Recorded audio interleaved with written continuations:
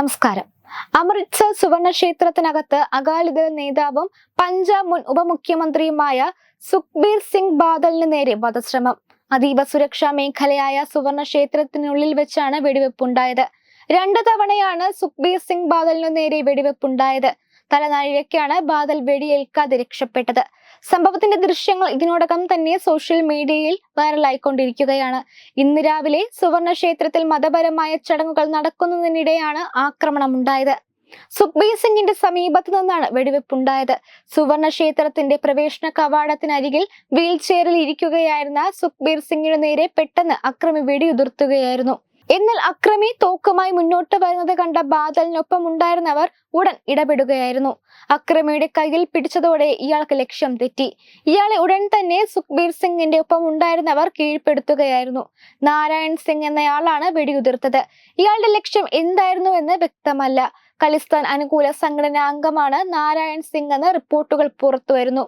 നാരായൺ സിംഗ് ഉതിർത്ത വെടി പ്രവേശന കവാടത്തിന്റെ ചുവരിലാണ് ചെന്ന് പതിച്ചതെന്നും ആർക്കും അപകടമുണ്ടായിട്ടില്ലെന്നും പോലീസ് അറിയിച്ചു. വെടിവെപ്പുണ്ടായെങ്കിലും സുഖ്ബീർ സിംഗ് സുരക്ഷിതനാണെന്ന് പോലീസ് പറഞ്ഞു. അക്രമിയെ പോലീസ് കസ്റ്റഡിയിൽ എടുത്തിട്ടുണ്ട്. സിഖുകാരുടെ പരമോന്നത സംഘടനയായ അകാൽ തഖ്ത് വിധിച്ച ശിക്ഷയുടെ ഭാഗമായി സുവർണ ക്ഷേത്രത്തിന്റെ കവാടത്തിന് മുന്നിൽ വീൽ ചെയറിൽ കുന്തവുമായി കാവലിരുന്ന് വരികയായിരുന്നു ബാദൽ. സുവർണ ക്ഷേത്രം അടക്കമുള്ള ഗുരുദ്വാരകളിലെ അടുക്കളയും ശുചിമുറികളും വൃത്തിയാക്കണം തുടങ്ങിയവയായിരുന്നു ശിക്ഷയായി വിധിച്ചത്. ദൈവമായി കണക്കാക്കുന്ന ഗുരുഗ്രന്ഥ സാഹിബിനെ അവഹേളിച്ചതുൾപ്പെടെയുള്ള 107 ബലിദാന കേസുകളിൽ പ്രതിയായ ധേര സച്ച സൗദ മേധാവി ഗുർമീത് റാം റഹീം സിംഗിനെ സംരക്ഷിച്ചു എന്നതാണ് കുറ്റം. 2 ദിവസം കാവൽ നിൽക്കണം, കഴുത്തിൽ പ്ലക്കാർഡ് ധരിക്കണം, കയ്യിൽ കുന്തം കരുതണം, കൂടാതെ 1 മണിക്കൂർ കീർത്തനങ്ങളും ആലപിക്കണം തുടങ്ങിയ ശിക്ഷകളായിരുന്നു ബദലിന് ചുമത്തിയത്. 2007 മുതൽ 2017 കാലത്തെ അകാലിദൾ ഭരണത്തിലുണ്ടായ സർക്കാരിന്റെയും പാർട്ടിയുടെയും മതപരമായ തെറ്റുകളെ മുൻനിർത്തിയാണ് ബാദലിനെ ശിക്ഷിച്ചത്.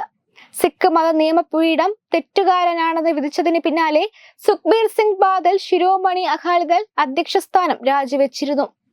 Web desk Tathwamayi news. Powered by Jyotis.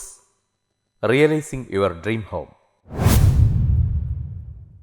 Our ongoing luxury apartments projects are Crown near Karivattam, The Square near UST Global, White Manor near Aattugal Ambalathara, and Evergreens Luxury Villas near Tirumala. Call 90482 55599. Jyotis Building Promoters Private Limited, Thiruvananthapuram.